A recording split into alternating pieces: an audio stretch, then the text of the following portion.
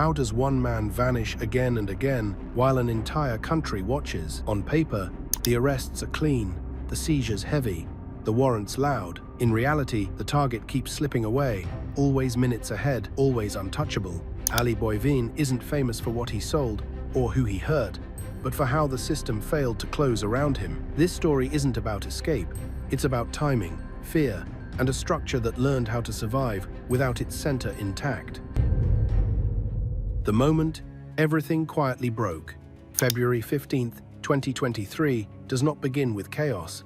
It begins with normality. Midday in a public space in Saguenay-Lac-Saint-Jean, people move the way they always do. No panic, no shouting, no chase. A man is forced to the ground but not tackled, positioned. The difference matters. Several witnesses pause, not long enough to intervene, not short enough to miss it. Others continue walking, as if whatever is happening has already been decided somewhere else. A security camera records movement without faces. The lens catches something it wasn't meant to catch, a reflection, distorted, out of frame. At the time, no one understands why this moment will later be pulled apart frame by frame. Investigators will return to this scene not because of what happened, but because of what didn't. No arrest follows, no clear suspect emerges, and most importantly, no immediate reaction from law enforcement aligns with the scale of what is unfolding elsewhere that same day. Because while this quiet, contained moment plays out in public view, a Canada-wide warrant tied to a major organized crime investigation goes unserved. That absence becomes the signal. Ali Boivin does not vanish in a rush. He is not seen fleeing. He is not recorded as boarding a vehicle or crossing a border. There is no dramatic last sighting. His disappearance is defined by timing, not movement. Investigators later conclude that by the time Operation Radon activates, Boivin is already out of reach. That realization forces a reassessment. This wasn't evasion in response to police action. It was anticipation. Born July 11th, 1989, Boivin was 35 years old at the time. From Saguenay, Quebec, he was not an unknown quantity to law enforcement. Court records already described him as a career criminal with multiple income streams, none of them discrete. Drug trafficking was one lane, loan sharking was another. Loans ranged from $500 to $10,000, enforced at interest rates reaching 50%. Repayment was not negotiated, it was compelled. That detail becomes important because it reveals the skill set Boivin was actually developing. Not selling, not transporting, enforcing outcomes. His reputation wasn't built on volume, it was built in response. When pressure appeared, he escalated. When boundaries were tested, he didn't retreat. Saguenay-Lac-Saint-Jean became the ideal base. Not remote enough to disappear, not close enough to Montreal to remain under constant scrutiny. That balance allowed visibility without oversight, movement that blended into routine, control that didn't require an announcement. What made Boivin different, according to police intelligence, is that he wasn't operating outside the system early on. He was operating inside it. Investigators confirm he previously worked as a tax collector, enforcing the informal 10% levy imposed on independent dealers operating under Hell's Angels authority in the region. He knew who paid. He knew who delayed.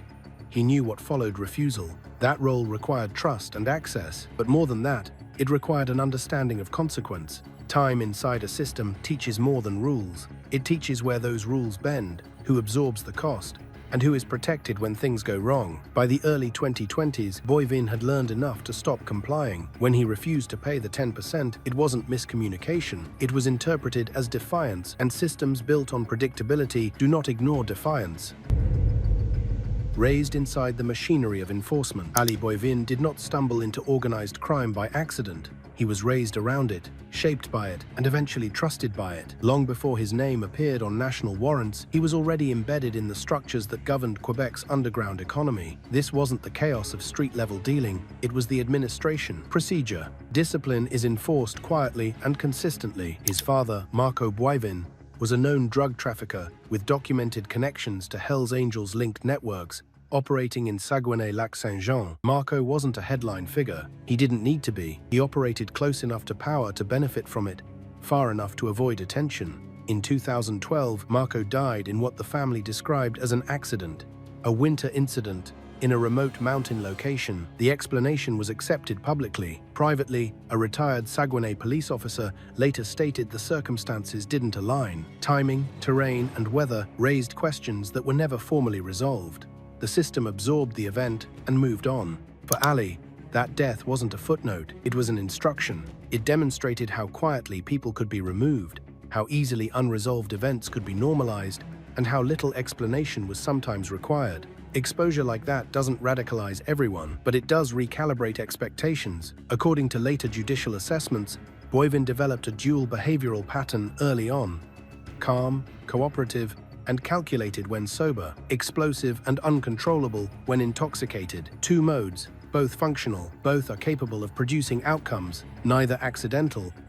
By his 20s, Boivin was no longer adjacent to enforcement, he was performing it. Police and court records confirm he acted as a tax collector for the Hells Angels regional structure, not a courier. Not a messenger, a collector. That distinction matters. Collectors don't just move money, they measure compliance. They track who pays on time, who delays, and who tests boundaries. They are the first to notice cracks before they become fractures. At the time, Saguenay-Lac-Saint-Jean fell under the influence of a full-patch Hells Angels member publicly identified as Bernard P.L. Even after Bernard's incarceration, investigators believe authority continued to function uninterrupted.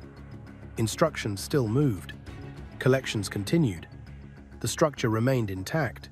Boivin understood that continuity because he enforced it. He saw firsthand that leadership didn't require constant presence, it required predictability. This role gave Boivin something most operatives never receive: perspective.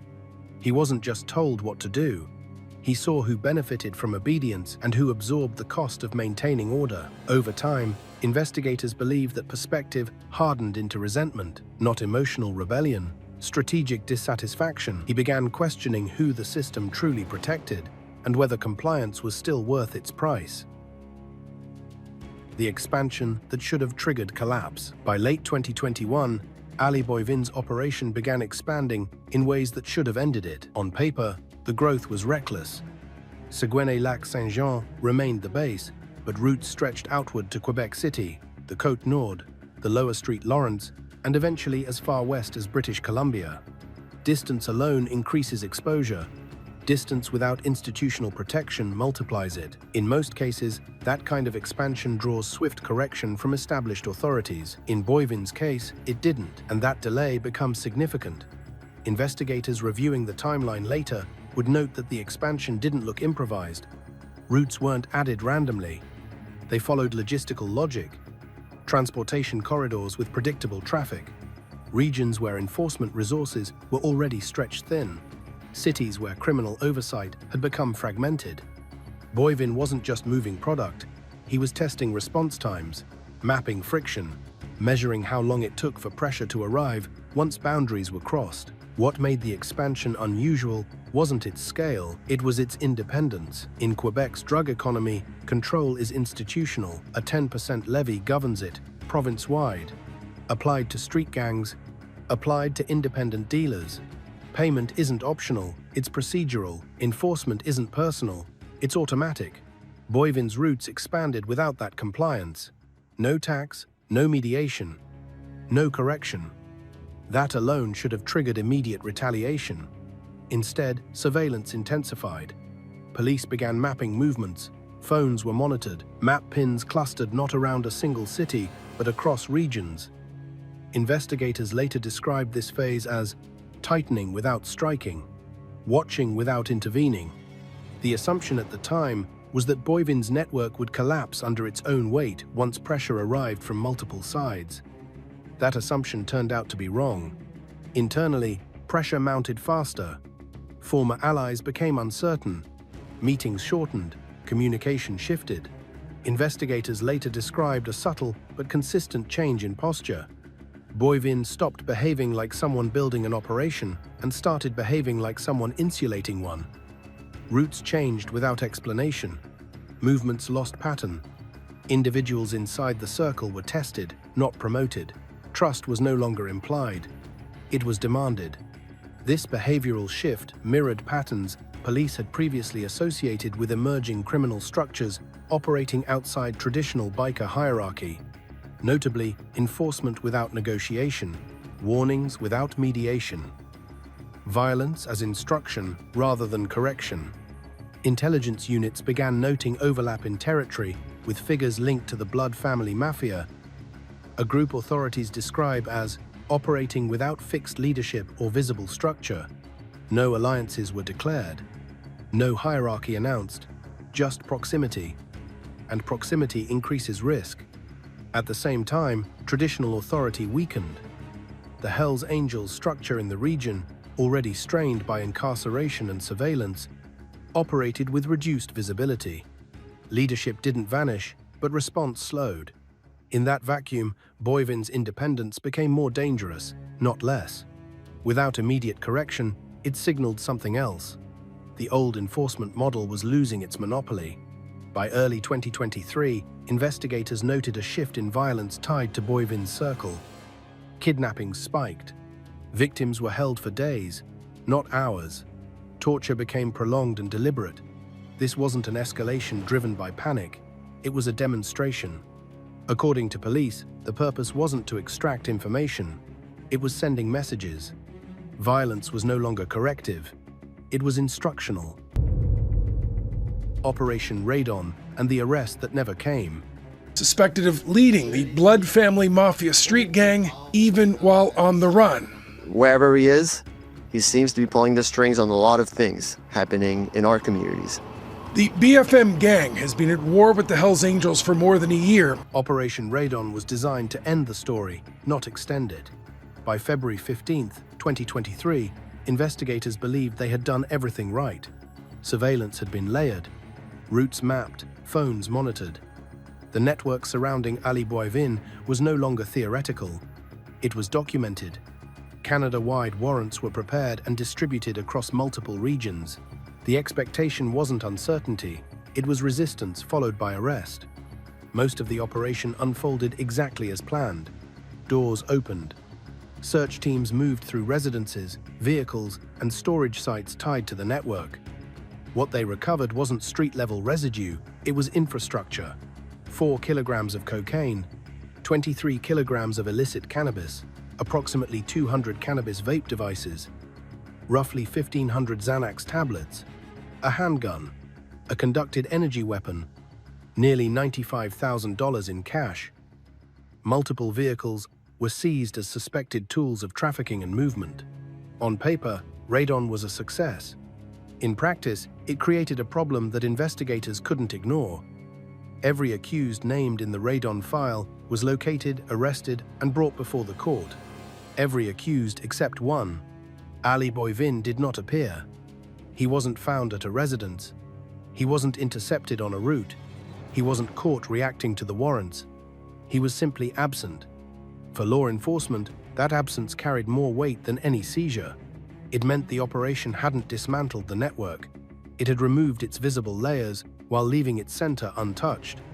This is the moment the investigation changes category. Up until then, Boivin had been treated as a primary target within a broader case. After Radon, he became the case. Investigators began reassessing timelines, not to determine where he went, but to understand how he knew to leave. Because when a warrant goes unserved, timing becomes evidence. Police later stated that Boivin's disappearance showed preparation, not panic. He didn't vanish in response to arrests. He wasn't scrambling to escape tightening pressure. He had already positioned himself outside the window of enforcement. That realization forced an uncomfortable question. Was he warned? Or had he simply learned to read the system better than the people chasing him? From that point forward, Boivin no longer exerted influence through presence. He exerted it through distance. Violence did not slow after Radon. It sharpened. Investigators documented an increase in targeted abductions and prolonged confinement. Control was no longer asserted quietly, it was demonstrated. This wasn't chaos filling a vacuum. It was a different form of governance taking shape. False identities surfaced almost immediately. Police believe Boivin began using multiple aliases, including Jacob Tremblay, Lemieux, Bellavance, and variations designed to blend into routine travel and documentation checks. None of the identities was elaborate. That was the point. They were common enough to avoid scrutiny, flexible enough to discard. As enforcement focused on seizures and arrests tied to Radon, the underlying structure adapted. Investigators would later note that this phase revealed a critical shift. Leadership no longer requires proximity. Decisions could be made remotely, orders are relayed indirectly, authority is enforced through reputation rather than presence. In systems built this way, removing people doesn't remove power, it redistributes it. Torture as instruction, not excess.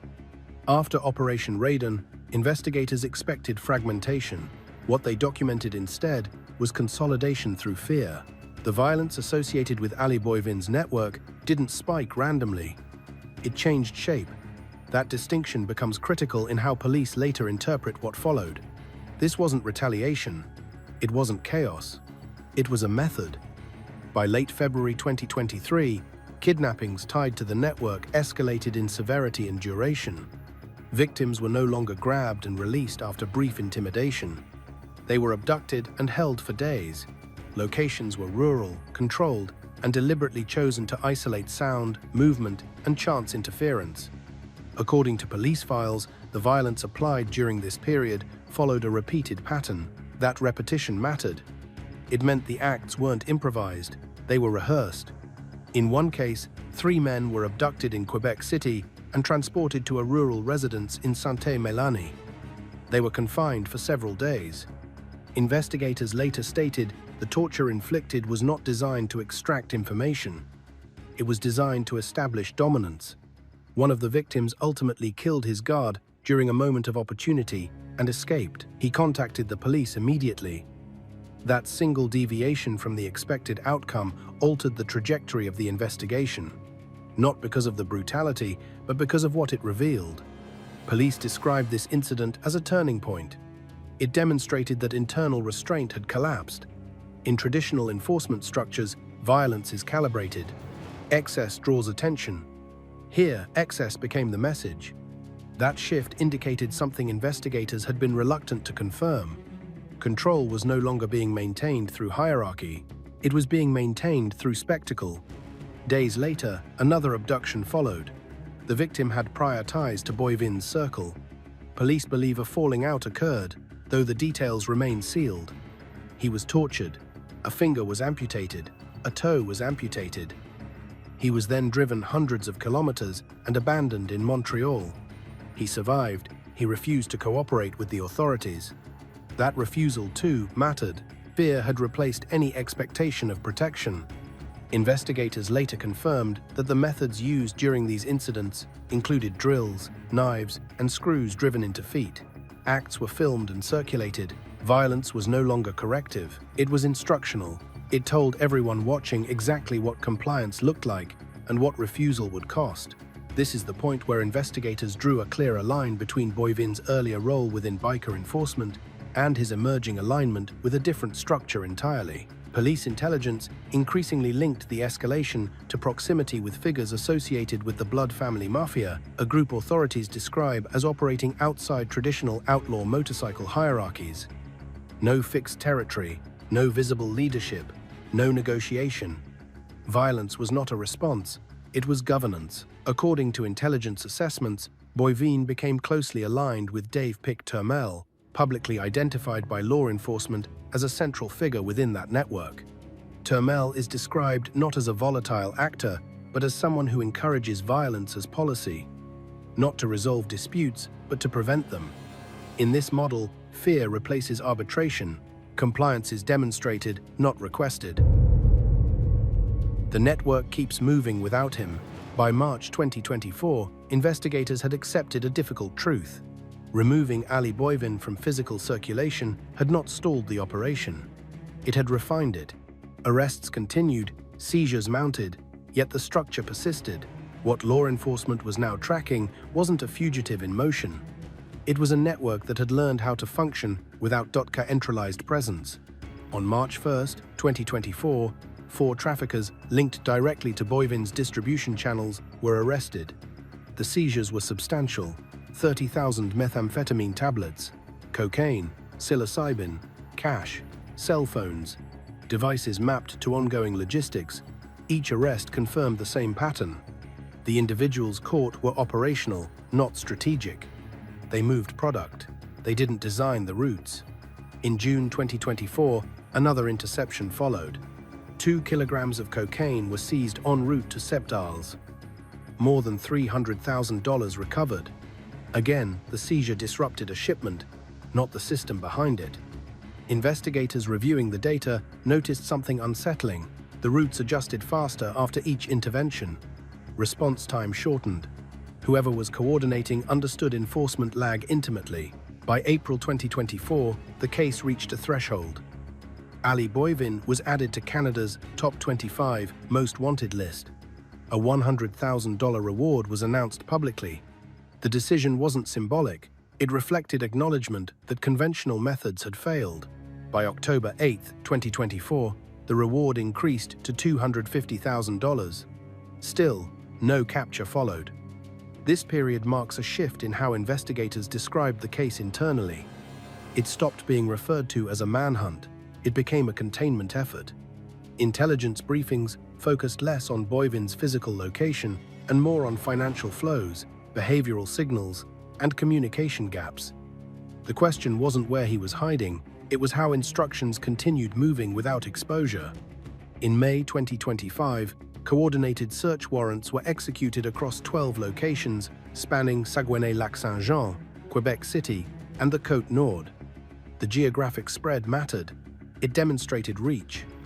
Police seized another $300,000 in cash, 4 kilograms of cocaine, and 15 firearms. Investigators stated publicly that the funds were intended to sustain Boivin's fugitive operations. That phrasing was deliberate. It acknowledged that distance itself had become an operational expense. Further raids followed in June across Laval, Saint-Agathe, Montreal, Tadoussac, and Ottawa.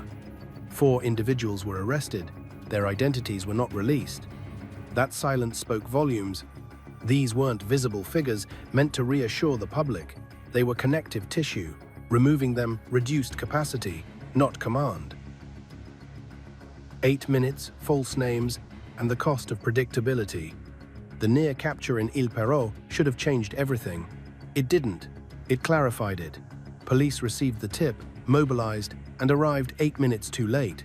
Not seconds. Not hours. 8 minutes. Investigators would later say that the number mattered more than any alias or seizure because it revealed how the system was being navigated. This wasn't luck, it was a margin. And margin only exists when someone understands timing well enough to exploit it. From that point on, law enforcement stopped treating tips as isolated chances. They treated them as stress tests. Each response time was measured, each delay is documented, each missed opportunity is compared against prior movements. What emerged wasn't a pattern of betrayal, it was a pattern of predictability. When systems respond the same way every time, avoidance doesn't require inside warnings, it requires experience.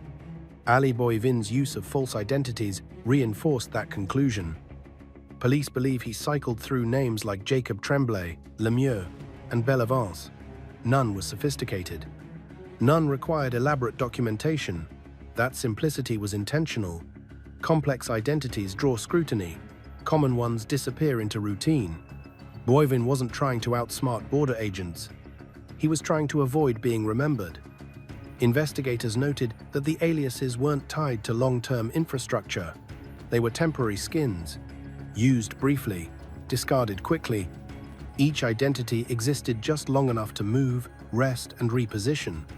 That approach mirrored how his network operated.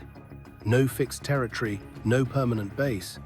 Everything provisional, everything replaceable. This is where the question of warnings resurfaces.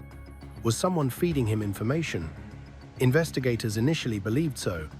The timing seemed too precise. The misses are too consistent. But as intelligence accumulated, that theory weakened. Internal arrests didn't slow his avoidance. Surveillance changes didn't alter his margins. Even when investigative teams used varied tactics, the outcome remained the same. Boivin stayed just ahead of the window. That consistency forced a harder conclusion. The system itself was leaking, not through corruption, but through habit. Enforcement follows procedure. Procedure creates rhythm. Rhythm can be learned. Boivin had spent years enforcing that rhythm on others. He knew how long it took for decisions to move from desk to action. He knew which steps couldn't be skipped. He knew where flexibility ended. In that sense, his escape wasn't an anomaly. It was a demonstration, proof that familiarity with enforcement can be weaponized against it. Investigators began describing his movements not as flight, but as calibration. Each relocation tested response. Each pause measured risk. Each departure refined the margin. Meanwhile, the violence didn't pause. That's the other half of the equation. While Boivin stayed distant, enforcement on the ground continued without hesitation. Kidnappings, torture, abandonments. The message didn't need his presence, it needed his reputation. People knew what he represented. That was enough. When fear replaces leadership. By the time investigators reached this phase of the case, the language they used had changed. Ali Boivin was no longer described as a fugitive directing a criminal organization. He was described as an influence.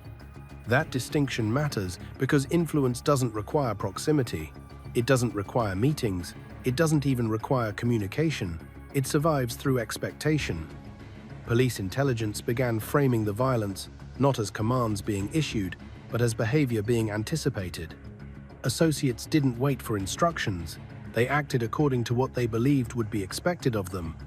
That's when leadership becomes unnecessary. Fear takes its place. And fear is far more efficient. In traditional outlaw motorcycle group structures, authority is visible. There are ranks, titles, and rituals. Discipline is enforced selectively. Violence is measured because excess attracts attention. But investigators observed that the model surrounding Boivin had drifted away from that entirely. The structure had flattened. No visible hierarchy, no public arbitration. Disputes weren't resolved. They were prevented by reputation. This is where police draw the clearest connection to the blood family mafia model. Authorities describe it as a system designed to function in fragments, cells that don't require coordination because the rules are already understood. Violence isn't a response to defiance. It's a reminder that defiance has already been priced in. Compliance isn't negotiated. It's assumed. In such systems, leadership becomes symbolic. Boivin's name alone carried weight. His absence didn't weaken that weight. It intensified it. The unknown is more frightening than the present. Not knowing where he was or when he might reappear allowed imagination to do the work that enforcement used to do. Investigators began noticing something else. The violence didn't escalate indefinitely. It stabilized. That stability mattered. It suggested control, not collapse. Acts were spaced. Messages were targeted. There was no randomness. Each incident reinforced the same lesson. The cost of misalignment was permanent. This forced law enforcement to confront an uncomfortable reality. Arrests were no longer deterrents. They were absorbed as operating losses. Seizures were temporary setbacks. Routes adjusted. Personnel changed. Fear remained constant. In this environment, removing one individual didn't create a vacuum. It proved the system could survive without him. Financial analysis supported that conclusion. Cash continued to circulate. Funds were allocated to sustain fugitivity, legal pressure, and logistics. Investigators stated publicly that the seized money was intended to support Boivin's distance. Distance itself had become a line item. That alone signaled sophistication. You don't budget for absence unless absence is part of the strategy. At this stage, investigators began reassessing success metrics. Traditional benchmarks like arrests, charges, and seizures no longer tell the full story. The question shifted to whether patterns were changing. They weren't. Violence maintained form, routes maintained efficiency, silence maintained discipline. The question no one wanted to ask. One of the most wanted because he controls territory by violence. So that's why he's number 2 in the top 25. Quebec's fugitives Dave Pic-Turmel and Al Boivin are Canada's most wanted suspect. By the end of 2025, investigators were no longer debating how Ali Boivin escaped. That question had been answered in fragments: timing, familiarity, predictability. What unsettled them was something else entirely. What if the escape wasn't the problem? What if it was the proof? Internal assessments began circling a question that never made it into press releases. If a system continues to operate unchanged after its most visible figure disappears, was that figure ever the point? Or was he simply the most recognizable expression of something already in motion? Law enforcement began revisiting earlier assumptions. The idea that Boivin was directing every action no longer aligned with the evidence. Violence followed patterns that didn't require coordination. Financial flows adapted without disruption. Enforcement remained consistent even without communication. These weren't signs of a leader issuing orders from hiding. They were signs of a culture enforcing itself. This is where the case became harder to explain publicly. The public expects crime stories to revolve around individuals. Names, faces, arrests, closure. But what investigators were seeing didn't fit that narrative. Removing Boivin from circulation hadn't weakened the network. In some ways, it had strengthened it. The myth of his reach grew larger in his absence. Fear became less personal and more ambient. Analysts compared this to other decentralized criminal models. In those cases, leadership dissolves into expectation. People act not because they are told to, but because they know what happens if they don't. Enforcement becomes automatic. Violence becomes policy. Silence becomes survival. Boivin's history made this evolution possible. He had spent years enforcing obedience for someone else. He understood how fear moved faster than instruction. Punishment didn't need explanation. How reputation could travel further than presence. When he stepped away from direct control, he didn't leave a gap. He left a template. This forced investigators to reassess their own role. Law enforcement relies on escalation. Surveillance leads to warrants. Warrants lead to arrests. Arrests are supposed to disrupt. But disruption assumes dependence. What if the system had already learned how to function without dependence on any single figure? That realization exposed a vulnerability on both sides. Criminal structures like this thrive on predictability. So does enforcement.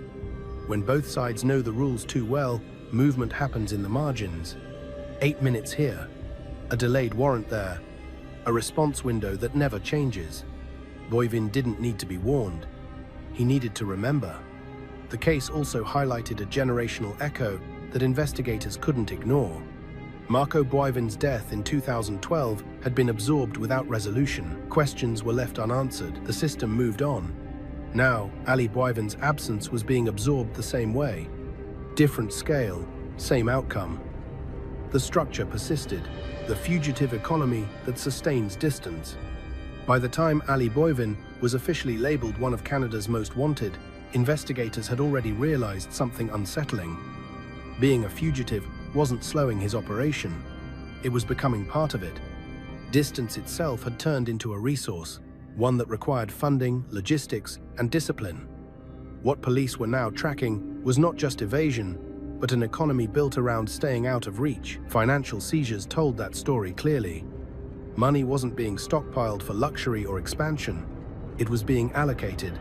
Safe movement, temporary housing, transportation that didn't repeat patterns, cash reserves that could be burned without explanation. Investigators stated publicly that hundreds of thousands of dollars seized in later raids were intended to sustain Boivin's fugitive operations. That phrasing mattered. You don't fund absence unless absence is strategic. This is where the case stops resembling a traditional manhunt. In most fugitive scenarios, distance is reactive. Someone runs because pressure arrives. Here, distance was proactive. Boivin didn't disappear to survive the network. The network reorganized to support his disappearance. That inversion changed everything. Police intelligence suggested that Boivin's alignment with Dave Pic Turmel played a role in this evolution. Turmel is publicly described by law enforcement as a figure who normalized extreme violence as a governing tool. Not impulsive brutality, but structured fear. In that model, leadership doesn't sit in one place. It diffuses. Authority doesn't travel through orders. It travels through expectation. For Boivin, this meant he no longer needed to be visible to be effective. His name alone carried weight. Associates acted not because they were instructed, but because they understood the consequences of misalignment. That understanding reduced communication, reduced exposure. The system grew quieter and harder to trace. Investigators also noted that Boivin's fugitive behavior mirrored his earlier enforcement role. He treated his own survival like a compliance problem. Measure risk, enforce discipline, remove variable. Just as he once tracked who paid and who delayed, he now tracked where response windows opened and closed. Movement became conditional, presence became temporary, every location was expendable. This is why tips kept arriving just too late, not because someone was feeding him information in real time, but because the system he moved through was already optimized for delay. Predictable enforcement creates predictable avoidance. Boivin had spent years learning those rhythms from the inside. When the manhunt becomes a mirror, at a certain point, the pursuit of Ali Boivin stopped revealing information about him and started revealing information about the system chasing him. Investigators didn't say this publicly, but internally the shift was clear. Every failed attempt, every delayed tip, every near capture reflected something uncomfortable. The manhunt was no longer just tracking a fugitive. It was exposing how predictable enforcement itself had become. Law enforcement operates on structure for a reason. Procedures create accountability. Timelines create coordination. But structure also creates patterns, and patterns can be learned. Boivin didn't need privileged access to police intelligence. He had something more valuable: experience. Years spent enforcing rules taught him how long pressure took to arrive and where it slowed down. That knowledge didn't expire when he became the target. It matured. As resources poured into the search, investigators noticed diminishing returns. Increased visibility didn't compress response time, it lengthened it. Tips surged after media coverage, but most arrived too late to be actionable. Locations were fresh, but already vacated. Vehicles were described accurately, Butar no longer present. Each lead confirmed proximity without capture. That consistency wasn't a coincidence, it was feedback. This forced a strategic reckoning. Traditional manhunts rely on escalation, more officers, broader surveillance, public pressure, but escalation assumes the target reacts emotionally. Boivin didn't. He reacted structurally. He treated the manhunt like another enforcement cycle. Predict, avoid, reposition, repeat. The system chasing him was loud. His avoidance was quiet. Investigators began asking whether the pursuit itself was reinforcing the behavior they were trying to disrupt. Public alerts hardened silence among associates. Reward announcements didn't generate betrayal. They generated caution. Each press release taught the network what law enforcement considered significant. Each public statement narrowed the margins Boivin needed to maintain. There was also the issue of narrative. The public needed a face, a name, a sense of progress. Boivin provided that. As long as attention stayed fixed on him, the broader structure operated with less scrutiny. Routes adapted, enforcers rotated, fear continued doing its work. The manhunt unintentionally centralized focus on the least central component of the system. Internally, some investigators began comparing the pursuit to chasing a shadow cast by a moving object. You can follow it precisely and still never touch what creates it. Boivin's absence had become a stabilizing factor. It removed impulsive leadership decisions. It reduced exposure. It allowed the model to function on autopilot. This is where frustration set in. Not the frustration of failure, but the frustration of clarity. The clearer the pattern became, the harder it was to explain solutions within existing frameworks. Arresting Boivin would satisfy expectation. It wouldn't answer the deeper problem. The system had already demonstrated survivability. The manhunt also revealed something about fear. Fear doesn't need proximity to be effective. It doesn't require reminders once it's been established. Boivin's reputation had already been priced into behavior. His physical presence added nothing. His absence added uncertainty, and uncertainty amplified compliance. By this stage, investigators weren't just tracking movements, they were tracking assumptions. Which assumptions are held? Which failed? The assumption that pressure forces mistakes didn't apply. The assumption that distance weakens control proved false. The assumption that time favors enforcement collapsed entirely. Time favored adaptation. The pursuit had become a mirror. Every tactic reflected a lesson Boivin already understood. Predictability is vulnerability. Structure can be mapped. Authority can persist without presence. And systems built on fear don't collapse when you remove a name from the center. That realization didn't end the manhunt, but it changed how those inside it understood their role. They weren't just trying to catch Ali Boivin anymore. They were trying to understand how a system learns to outgrow the very mechanisms designed to contain it. And once a system reaches that stage, the question isn't how long it can run, it's how much damage accumulates before something finally forces it to stop. The generational echo nobody closed. As investigators pushed deeper, the case began to fold back on itself. Patterns that looked new started resembling older ones. The more timelines were compared, the harder it became to ignore a recurring shape. Long before Ali Boivin became Canada's most wanted fugitive, the system around him had already demonstrated how effectively it could absorb unresolved events and continue forward. In 2012, Ali's father, Marco Boivin, died under circumstances officially described as accidental: a winter incident, a remote mountain location, poor conditions. The explanation was accepted and filed away. No charges, no public dispute. But years later, a retired Saguenay police officer quietly stated that the details never fully aligned. Timing, terrain, the absence of witnesses. None of it proved wrongdoing, but none of it erased doubt either. The system didn't correct the uncertainty, it normalized it. For Ali, that normalization mattered. It wasn't just a loss, it was a demonstration. It showed how easily unanswered questions could be buried beneath procedure, how silence could function as a resolution. The lesson wasn't emotional, it was structural. If something uncomfortable couldn't be proven, it didn't need to be explained, it could simply be absorbed. Investigators began recognizing the same mechanism at work years later. Ali Boivin's disappearance followed a similar arc. Questions surfaced, doubts multiplied. No definitive explanation arrived. And slowly, the absence became accepted as the new operating condition. The system adjusted without closure. This generational echo reframed how analysts interpreted Ali's behavior. His refusal to comply with the 10% levy wasn't just rebellion, it was recognition. He had seen how authority persisted even when events went unresolved.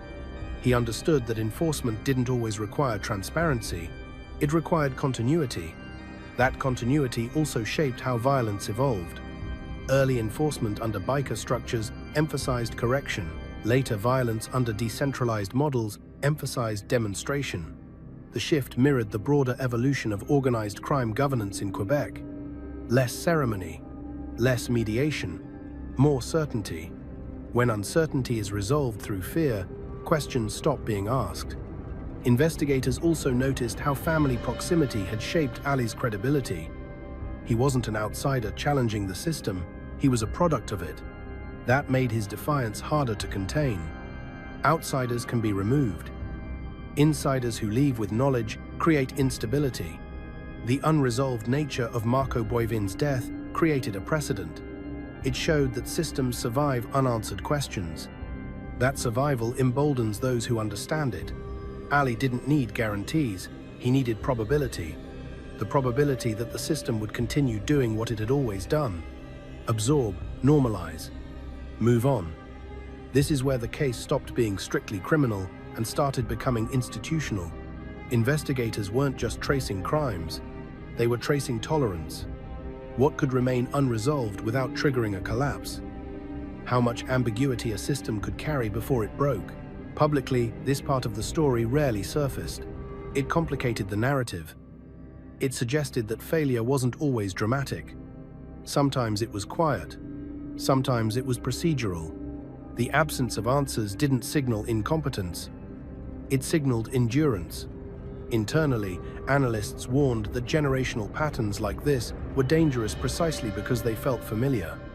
Each unresolved event lowered the threshold for the next one. Over time, normalization becomes expectation. Expectation becomes design. Ali Boivin didn't invent that design. He inherited it, refined it, and then exploited it. His disappearance wasn't just an escape. It was another unresolved event that the system was learning to live with. Another gap that didn't force correction. That realization unsettled investigators more than any act of violence. Violence has an endpoint. Files can be closed, charges can be laid. But patterns like this don't end with arrests, they persist through acceptance. The generational echo wasn't about bloodline alone, it was about institutional memory. About what a system remembers, and more importantly, what it forgets. And as long as forgetting remains easier than resolution, the conditions that allowed Ali Boivin to vanish will remain intact. That wasn't a conclusion anyone wanted, but it was one of the pieces of evidence kept returning to again and again. The reward that changed nothing. When the reward for Ali Boivin's capture climbed, the expectation was simple. Money creates pressure. Pressure creates mistakes. In April 2024, when Boivin was added to Canada's top 25 most wanted list with a $100,000 reward, investigators believed visibility would do what warrants hadn't. By October 8, 2024, the reward rose to $250,000. Still, nothing changed. Tips increased, so did noise. Neither produced a capture. Investigators began analyzing the reward not as an incentive, but as a signal. Rewards don't just motivate informants, they also broadcast value. They tell everyone watching how much attention a target commands and how urgently authorities want closure. In Boivin's case, that signal didn't fracture loyalty, it consolidated silence. The higher the reward climbed, the more cautious the environment became. This wasn't fear of Boivin alone, it was fear of exposure. Talking now carried double risk. Betray Boivin and face immediate consequences. Betray the system and inherit its attention. Silence became the safest option. The reward didn't buy cooperation, it priced it out. Investigators also noted that rewards assume proximity. Someone has to know where the target is. Someone has to see him. But Boivin's model didn't rely on stable proximity. He didn't stay long enough to be recognized. Locations were temporary. Faces changed. Even if someone encountered him, certainty evaporated before confirmation could occur. The reward also failed because it misunderstood what sustained the system. This wasn't a network held together by loyalty to a person. It was held together by predictability and fear. Turning Boivin in didn't promise safety. It promised exposure. In a structure built on demonstration, exposure is punishment. Internally, analysts compared the reward to shining a spotlight into fog. Visibility increases, but clarity doesn't. Everyone sees the light. No one sees the subject. The more the spotlight moved, the more the fog adjusted around it. Law enforcement also grappled with a quieter effect. The reward elevated Boivin's symbolic value. He became more than a fugitive. He became proof of survivability. Each month he remained free, validated the model he represented. Distance equaled competence, absence equaled power. The reward unintentionally reinforced the myth. This didn't mean investigators abandoned pursuit. It meant they reassessed what success looked like. Arresting Boivin would satisfy public expectations, but it wouldn't dismantle the structure that learned to operate without him. The reward addressed the symptom, not the design. By late 2025, internal briefings began emphasizing structural disruption over individual capture. Financial pathways, enforcement behaviors, predictable response windows. These were the real vulnerabilities. Not a man moving through temporary spaces, but a system relying on habit. The reward had changed nothing because nothing about the system required it to. Boivin wasn't hiding in fear. He was operating within margins he understood deeply. Money doesn't collapse margins. It widens caution. Investigators acknowledged something rare. The reward wasn't failing because the public didn't care. It was failing because the structure didn't need anyone to care. Silence was already priced into behavior. Fear had already done the work that incentives usually do. That realization marked a shift in tone. Less confidence in announcements, more restraint in language. The chase continued, but the expectations changed. The reward was no longer a lever, it was a reminder. A reminder that some systems don't break under pressure, they adapt around it. And until that adaptation is understood, even the loudest numbers on a wanted poster remain just that. Numbers. Distance as power. Silence as strategy. By the time investigators reached this stage, they stopped describing Ali Boivin's absence as evasion. They began describing it as leverage. Distance was no longer a defensive position. It was an advantage that shaped behavior across the network. The farther removed Boivin became from day-to-day operations, the more stable the system appeared. That inversion forced a fundamental reassessment of how power was being exercised. Silence played a central role. Communication dropped, not because coordination failed, but because coordination was no longer necessary. The rules had already been internalized. Associates didn't need instructions to know what alignment looked like. They didn't need reminders to understand consequences. Silence reduced exposure. Fewer messages meant fewer traces. Fewer traces meant fewer openings. In that environment, talking became riskier than acting. Investigators noted that this silence wasn't chaotic, it was disciplined. Movements were purposeful. Violence, when it occurred, followed established patterns. There was no emotional volatility, no visible power struggle, no rush to fill a leadership void. That stability signaled something deeper. Authority had become ambient. It existed everywhere and nowhere at once. Distance also altered accountability. When leadership is present, responsibility can be traced. Orders can be linked to individuals. Decisions can be attributed. Distance dissolves that clarity. Actions become collective. Blame becomes diffuse. In legal terms, this creates friction. In operational terms, it creates insulation. No single arrest produces collapse, because no single arrest carries the weight of command. This model thrived on predictability, not just within the criminal structure, but within enforcement. Response windows, procedural steps, jurisdictional handoffs, each layer added time. Time created margin. Margin created safety. Boivin's familiarity with that process allowed him to position himself consistently just outside reach. He didn't outrun enforcement, he outweighted it. Investigators began comparing notes across regions and realized something unsettling. The same avoidance patterns appeared regardless of location. Saguenay, Lac-Saint-Jean, Quebec City, Montreal, Western routes. The behavior didn't change because the model didn't depend on geography. It depended on rhythm.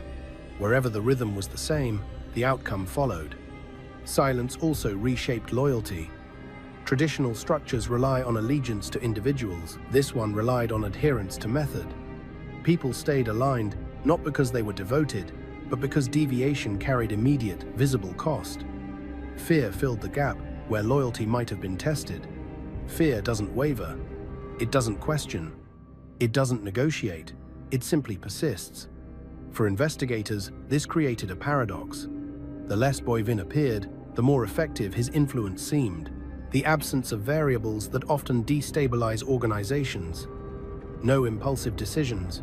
No emotional reactions. No visible disputes. The system operated on precedent alone. That made it harder to penetrate, not easier. Attempts to disrupt this dynamic through public messaging produced limited results. Announcements increased awareness, but also increased caution. Associates learned when pressure intensified and adjusted accordingly. The system treated attention as weather, something to move around, not confront directly.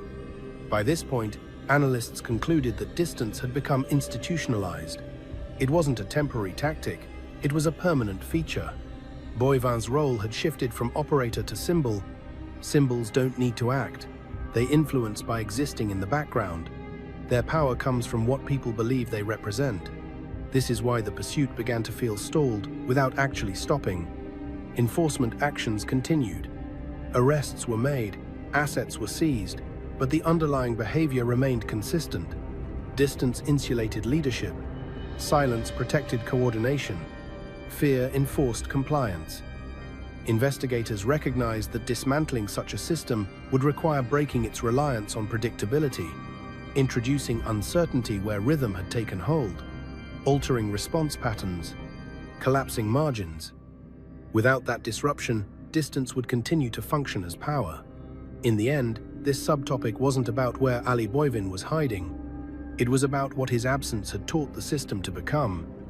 And that lesson, once learned, proved far harder to reverse than any single escape. The ending that never arrives. By the time investigators reached what should have been the final phase of the case, one truth had become unavoidable. There was no clean ending waiting at the end of the pursuit, no decisive moment where everything snapped back into order. The case of Ali Boivin resisted closure not because it was unfinished, but because it had evolved past the point where endings made sense. Law enforcement is built around conclusions, arrests, trials, sentences. Those events create narrative resolution.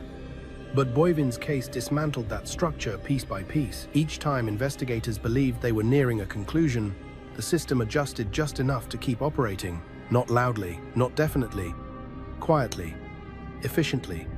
This is where frustration gave way to something more dangerous: familiarity. As months turned into years, Boivin's absence stopped feeling urgent and started feeling expected.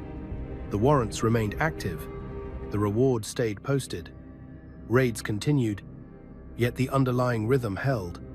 When something persists long enough, it risks becoming background noise. And background noise is easy to ignore. Investigators were keenly aware of that danger. Internally, they discussed the psychological toll of chasing a case without a visible endpoint. Momentum is easier to sustain when progress is tangible. Here, progress was abstract. Patterns identified, behaviors understood, structures mapped, but the central figure remained out of reach, and the structure he helped shape showed no signs of collapse. This is where the case became less about Boivin himself and more about what his story revealed. It exposed the limits of enforcement. When predictability becomes a liability, it showed how systems built on fear don't require constant maintenance. They don't need reassurance. They simply need to be left undisturbed long enough to normalize themselves. The absence of an ending also had consequences beyond law enforcement. Communities affected by the violence never received closure. Victims saw arrests, but not resolution. Each new incident reopened old wounds without offering answers. The system's endurance translated into prolonged harm, spread thinly over time instead of concentrated in one explosive moment. Analysts warned that this kind of prolonged instability is harder to confront than overt conflict. Overt conflict demands a response. Slow, persistent harm fades into routine. It stops shocking. It becomes something people learn to live around. That adaptation is the final victory for any structure built on fear. Some investigators questioned whether the pursuit itself needed redefining, not as a hunt for one individual, but as a long-term effort to disrupt patterns rather than capture symbols. That shift is difficult to communicate publicly. It doesn't lend itself to headlines. It doesn't offer a dramatic payoff, but it reflects reality more accurately. Boivin's story also forced a reckoning with accountability. When no single moment ends a case, responsibility becomes diffuse. Who failed? When? How? Those questions become harder to answer. Institutions prefer clarity. This case offered ambiguity instead. Ambiguity that could not be resolved through procedure alone. In the end, the most unsettling aspect wasn't that Ali Boivin remained free. It was that his continued absence no longer surprised anyone inside the system. Surprise is the beginning of change. Expectation is the enemy of it. Once something is expected, it stops demanding correction. That is why this story doesn't conclude with an arrest or a verdict. It concludes with an open condition. The system is still running, patterns still intact, violence is still functional, silence is still enforced. The ending never arrives because the structure doesn't require one. For investigators, that realization marked the true cost of the case. Not just the time spent or resources exhausted, but the understanding that some problems don't resolve on their own. They either change shape or they persist, and as long as predictability remains unchallenged, as long as distance continues to function as power, and as long as silence remains safer than speech, the story of Ali Boivin will remain unfinished. Not because no one is looking for an ending, but because the system has learned how to live without one.